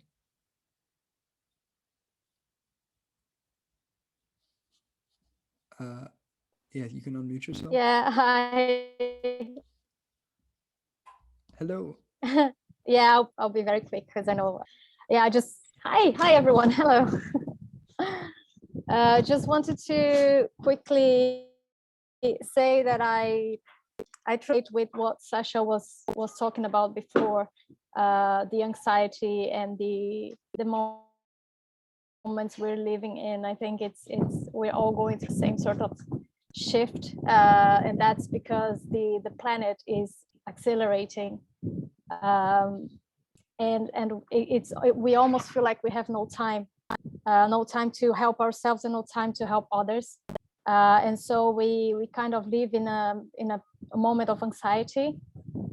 I'm pretty much resonate with what you said, Sasha, because I've been working for so many years and pretty much not do anything, but I started to feel a little bit useless because I had to stop with my life, and I'm seeing so many possibilities around me, and at the same time I'm not being able to embrace any of the possibilities. So I do feel a little bit stuck, but I know this is also part of my process. So I think it's just being patient with ourselves and with everything that is happening around us, because most of us are going through the same sort of process, because it is also part of the collective consciousness at the moment that the planet is going through, and so the energies are up and up. That's what I wanted to say. It's just like, patience and acceptance and being grateful for every single moment.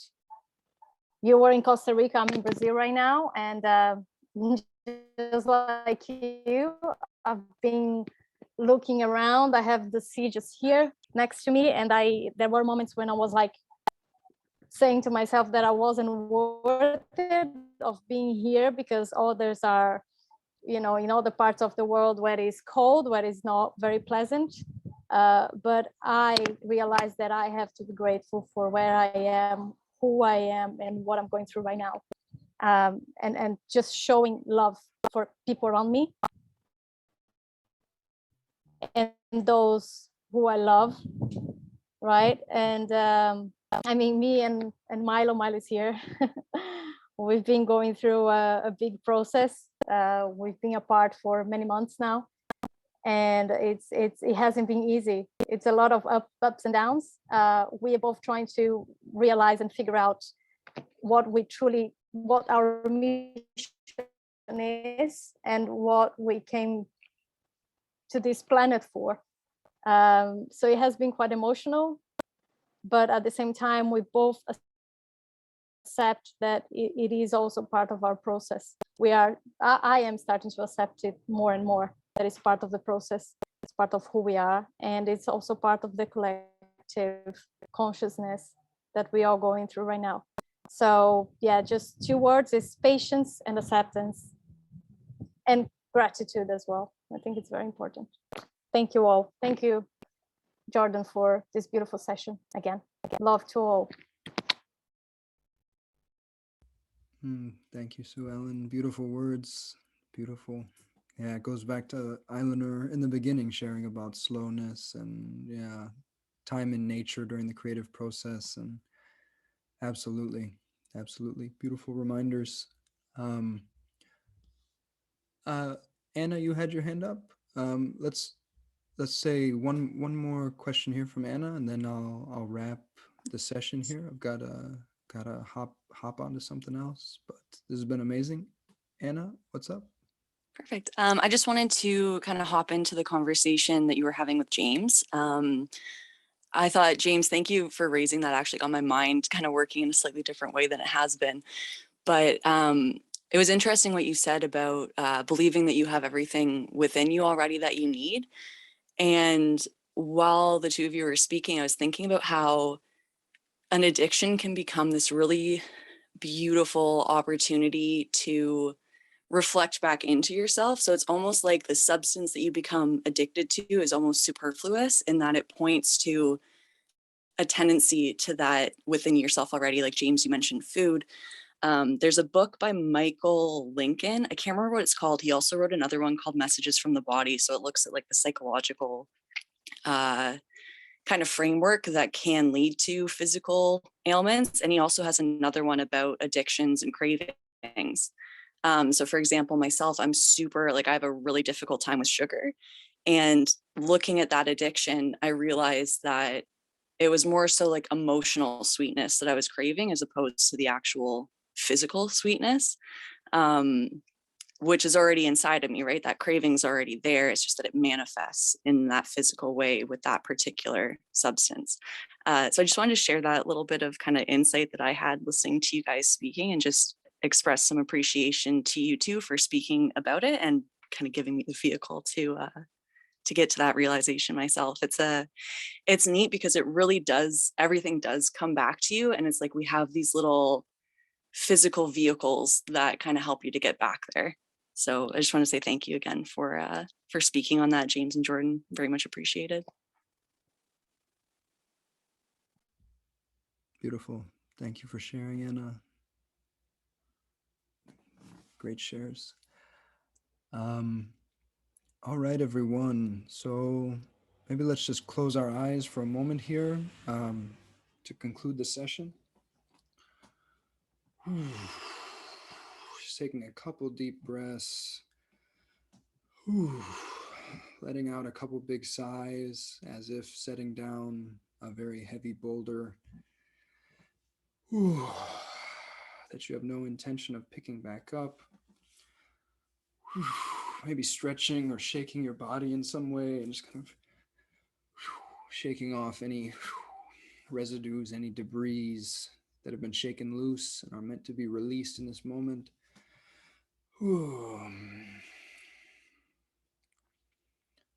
And just giving everything back to God in this moment, if only for a few seconds. Just everything, all the information of this session, all sense of knowing, belief, personality, time, space, form, name, expectations, assumptions. Just blowing it away on the wind for a moment.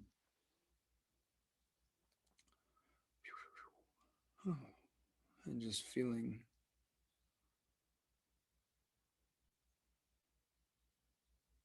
the peace of that pure openness.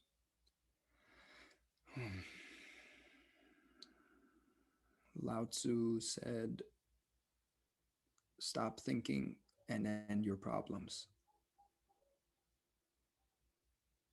So if you just give it all back to God, even for a moment, you can just feel that utterly problem-free spaciousness that everything is actually made of, that everything actually is.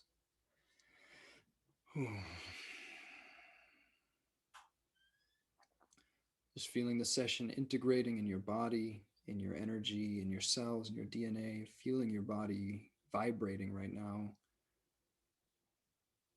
knowing that everything is integrating on a level far beyond the mind.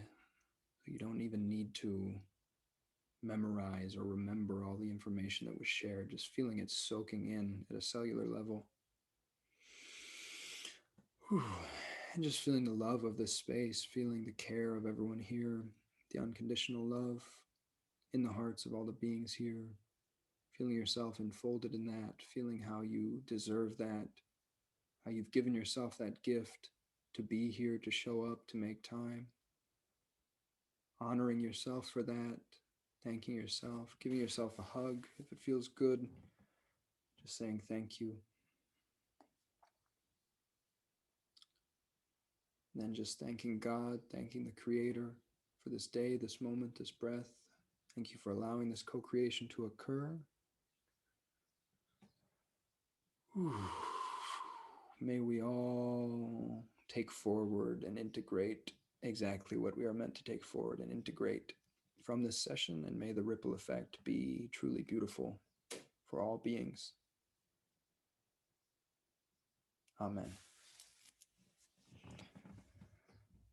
Whew.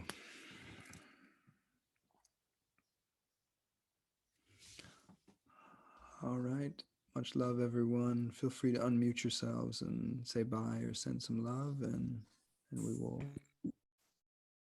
Thank you, Jordan.